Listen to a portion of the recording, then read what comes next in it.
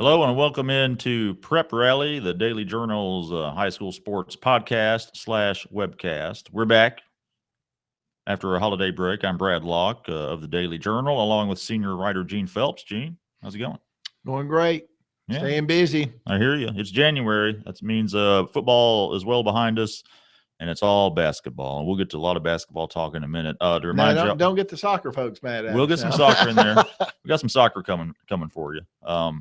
Need to remind y'all that we're on iTunes and we're on most podcast apps now. You can listen, of course, at preprally.djournal.com. Again, this is a webcast that's live right now, but if you missed it, come back and rewatch it if you want here at djournal.com. And we'll have the audio of this, the podcast of this, dropping later this afternoon. So look for that. Also, remember to follow the show on Twitter at djournalpreps. Gene, we got some hoops to talk about, like I said. It's January, so we're kind of getting into the thick of it, aren't we? We are, and there's only really a month and a half left in the regular season. It closes down, shuts down second week in February. Start with the division tournaments are so critical, which is, that's what a lot of the coaches are talking about now. I asked one the other day about division play. They're not so much concerned about division play anymore. Most divisions are down to just one game. It counts. It's all about how you finish at the division tournament that matters. Yeah. So division play is a good opportunity for you to get some firsthand scouting at what opponents you'll be playing in the tournament. But placing in that division tournament gives you a seeding for the North half or North State. Yeah. And so it's very critical. We're going to have a lot of big games here over the next few weeks in Northeast Mississippi. Had some big games last night and one of them was Corinth and Shannon boys. Corinth going to Shannon in a matchup of two ranked teams in the area. And Corinth with a surprisingly big win, 74-54 is the final, Gene. What do you kind of think of that result? I was surprised. It was a 6-point game at halftime, and Corinth really laid it on them in the second half. I don't know if Shannon got in foul trouble or if Corinth made some adjustments or just simply shot better and played better. You don't know. There's so many elements to a game. We don't know how I don't know how they defended because I wasn't there, but obviously something happened in the second half. Yeah. And Corinth wound up winning by 20 points, but they're really two good teams. That doesn't mean that Shannon's not a good team. I think we'll still see Shannon toward the end of the year being a factor. But that's a kind of a statement win there. It is. I mean, that kind of lets you know that Corinth's, of course, you can't ever doubt Corinth. Keith Green does a great job, and they've always got great players, and that same holds true this year. You'll see Corinth jockeying for a spot down there in Jackson. Game that we covered last night, quickly on the girls' side of things, Tupelo with that comeback win over Horn Lake, 55-54, the final. Tupelo didn't even have the lead until the final minute of the game, had to rally a little bit. Horn Lake, the reigning Class 6A state champ. So, Gene, that's a pretty darn good win. I don't know what Horn Lake has this year, but that's pretty good. Yeah, that's a solid win for a Tupelo team that's been up and down. It has no seniors. And no seniors, and they've got a lot of young players, a lot of good young players, but you never know. I think Coach Justice will tell you, when you got a young team, you don't know how you're going to play. And one night, Tupelo can beat Boonville and Horn Lake. The next night, while Ingomar is a good team, but they're not, I don't know if they're 20-something points better than Tupelo, but they were that night when they played a couple of weeks ago, and which was a surprising score too. But this Tupelo team's really good. I think there's someone to be on the lookout for. And going back to the boys, a game you covered last night, Gene, it was our centerpiece in today's sports section of the Daily Journal. Right. It used to be a meeting between two 1A rivals. Of course, Ingomar's moved up to Class 2A. Probably one of the smallest 2A schools in the state. Ingomar and Hulka. That's it is a good matchup. Jimmy Guy McDonald still coaching Hulka. Of course, Norris Ashley's son, Jonathan, is coaching Ingomar now. It was a great game. Looked like Ingomar was kind of in control. Hulka was having a lot of problems in its backcourt and turning the ball over some. But Medarius Hobson, and we've written about Medarius before, he's a sophomore forward for Hulka. He's actually first cousins with the Robert Woodards, the kid at Columbus. I can't think of his first name. He's one of the top guards in the country. He's the son of a former player, isn't he? Right. Right. Robert Woodard. And they used to name the Sixth Man Award at Mississippi State after Robert Woodard. He was that kind of player, and he played at Hulka. Yeah. And Robert's sister, this is her child, Medarius Hobson. Okay. And he scored 40 last night. Yeah, and he had 18 during that comeback, didn't he? He did. He just kind of turned it on. Well, he does, and he's really he can take it to the rack, and he can also pull up. I was telling someone today, he's great about pulling up if the lane's blocked. He won't run over a guy or risk drawing a charge himself. He'll just pull up and put up a little 5-footer off the glass. He did that many times last night, and he can shoot a mid-range jumper too. You don't see a lot of kids, especially that age, that can do that. Yeah, he does it really well. I don't think he's really comfortable with going outside and shooting around the perimeter right now. That's not his game. I'm sure it's a part of the game he's going to have to develop, sure. But he can knock it down from 10, 12 feet. Wow. Yeah, it's an impressive win. I mean, it's, a good prep really for division play for both teams. 71-70 was the final score. But what did you see of Ingomar? I mean, they lost, but just by a point. It looks like they've got a good squad again. They do. I mean, I talked with Jonathan Ashley today. I didn't have time to talk with him after the ball game, but I was on kind of a tight deadline. And, they had a lot of turnovers. And they missed like 13 free throws. And those kind of things will get you beat every time, especially in a 1-point game. Yeah. You miss 13 free throws, you make 2 of them, you win. Yeah. Hulka, though, I mean, they're more than the Hobson kid. In fact, the winning bucket was scored by a kid named Smoody Turner, which has to be one of the best names in Northeast Mississippi high school basketball this year. They also have a kid on that team named Denham Black. Denim? D-E-N-I-M. Like blue jeans. Denim Black. Great. I've worn black denim before. Back in the 90s. There you go. Well, yeah. Well, there's a denim black on the team at Hulka. Nice. And great name. Yeah, it is. Smoody, though. Smoody. Can't beat that. Smoody made some plays. And again, Hulka's a young team. Yeah. That is, he had 3 at the end of the game when they were making their comeback. They had 3 sophomores on the court. Wow. Turner made the winning bucket with the 8.5 seconds left. And the Hulka held on for the 71-70 win. So, and Guy McDonald, the coach, has been around for a long time. And he's the guy that told me last night, he says, I'm not worried about division as much as I'm hosting the division tournament. That's all I want. There you go. So, he knows that's the key. And he wants to have a good tournament at home. There you go. Lock up some home court advantage throughout the entire North State. And we're going to talk about the division play coming up in just a few moments. First, Gene, let's do a quick rundown if people didn't catch them earlier in the week. Our updated Daily Journal basketball rankings, right? For boys and girls. Kind of slide that over here, Gene. Yeah, we'll do it here. There we go. Well, let's start with the girls. New site being new site. 14-1 heading into last night. Again, I do the rankings. It's not really a poll because as our boss John Pitts tells us, it's a poll of 1, so it's not really a poll. I usually focus on the girls' rankings for us, and I try to have a little fun with it because everybody's beating everybody else. New site went down to Florida, won a tournament in Destin, won 3 straight, and they've really got a good team. Byron Sparks does a good job. He doesn't have any superstars this year like he's had in the past. He usually has that 1 go-to, sometimes 2 go-to girls. This year he's got about 11 of them. Yeah. And I went, heck, I'll put them up there. The Ingomar girls, we've got number 2, and the Tupelo girls number 3. I mean, my goodness. And either one of those 2 could be number 1. And then you look at Boonville. Boonville's going to be good. Their loss was to Tupelo. Yeah. And Ingomar has beaten Tupelo. And it's just everybody's kind of had a shot at everybody else. It's really hard to figure this one out. I think any of our top 5 or 6 teams, maybe even 7, go down as deep as Belmont, could beat the other one. That's what's great about basketball around here, and especially on the girls' side. Yeah. You look at these schools, you've got New Site, or they're 3A, right? Or 2A? Yes. 3A. No, 3A. Ingomar is 2A. Yeah. Tupelo's 6A. Boonville's 3A. Pontotoc is 4A.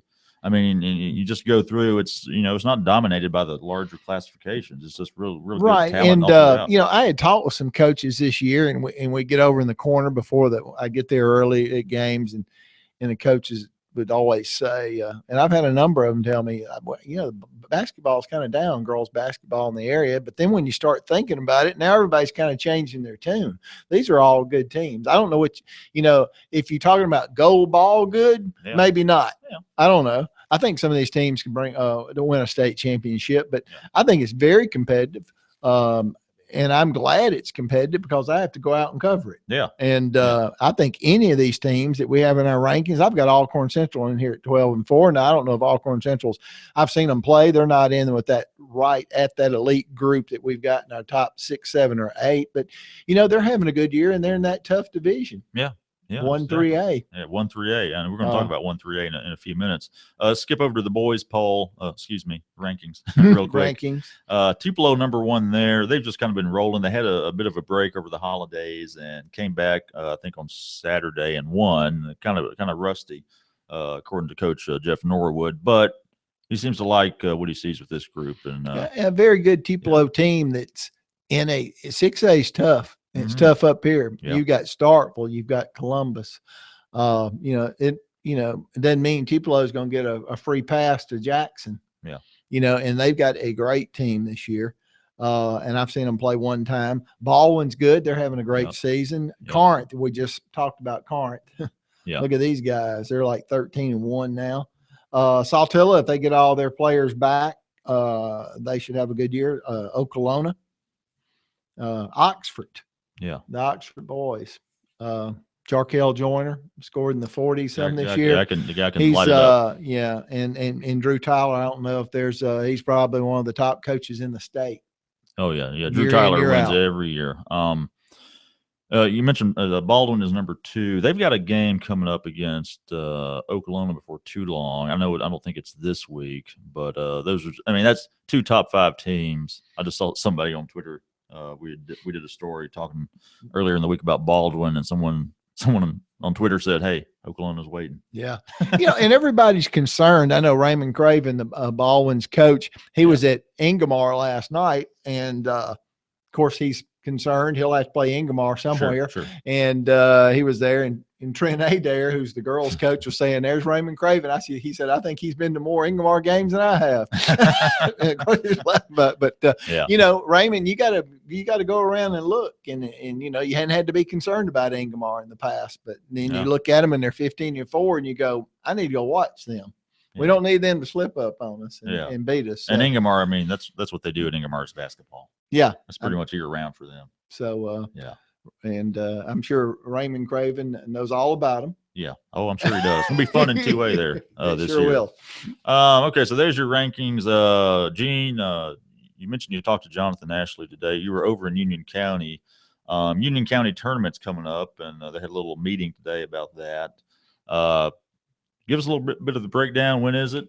It's going to be it's down to a 4-team tournament this year. Right. New Albany was exiled from the tournament last year. I think it was in a mutual agreement between Union County and New Albany schools. I think after talking with some coaches and things today, you might see New Albany, some kind of plans to maybe get New Albany or see if they would like to get back in the tournament down the road. Okay. I'm kind of one of those folks that say the longer New Albany's out of that tournament, the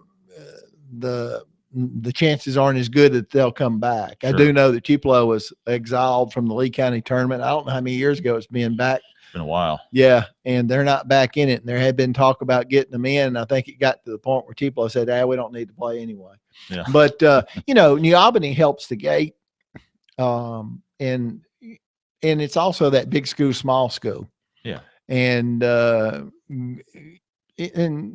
from a girls' standpoint, I think girls' basketball can be very competitive. I don't think any one school's any better than the other one.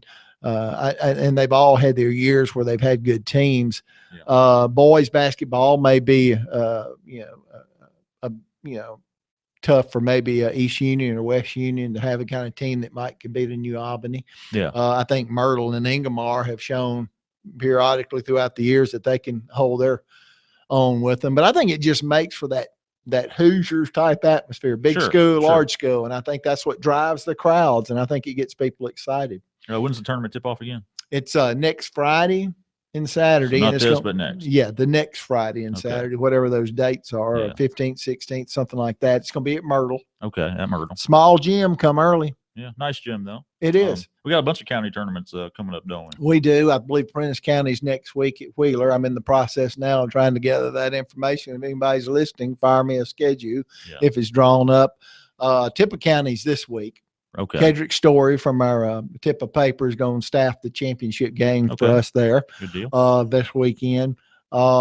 I believe you've got a big girls tournament going on at North Pontotoc next week. I don't have the schedule for that. Brandon Speck, I think, tweeted something about that earlier. Yeah. You can follow Brandon on Twitter, by the way, at Brandon Speck, high school sports editor. And the Monroe County tournament, I believe, is next week. Yeah. So I'm still waiting on somebody to get me in touch. I'm not even sure where that one is. Yeah.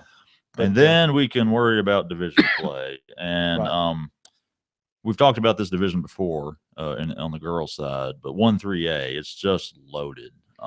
What is, you've got your past two state champions in Class 3A, Belmont and Boonville girls are in that division. And they played each other in those two championship games. Right. And then you've got Newside has become a member of 3A, one of the smaller 3A schools in the state, but they're in that division, so they're going to have a say on how it winds up. And then you've got Alcorn Central, and you've got Cassuth. So Cassuth's the only team in that division not ranked by the Daily Journal. Right. And so I think it's probably one of the I don't know if it's one of the tougher divisions in the state for its class. It is. Sure. And it just makes for some interesting basketball. Yeah, just don't know how it's going to shake out. Yeah, and especially with the Belmont and U-Site rivalry in girls. Yeah. Yeah, so that's a fun division to watch. What are maybe a couple other divisions that kind of pique your interest, Gene, boys or girls?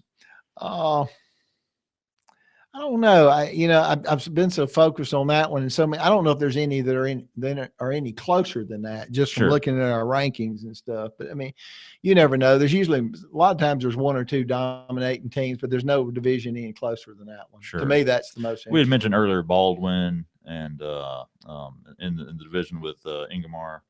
I don't know if they're in the same division or not. I have to look. No, I just think he's looking at that from a standpoint of North State. Yeah. Okay. Yeah. I've got to get brushed up on my divisions here because when I was prep editor, it's a little bit different.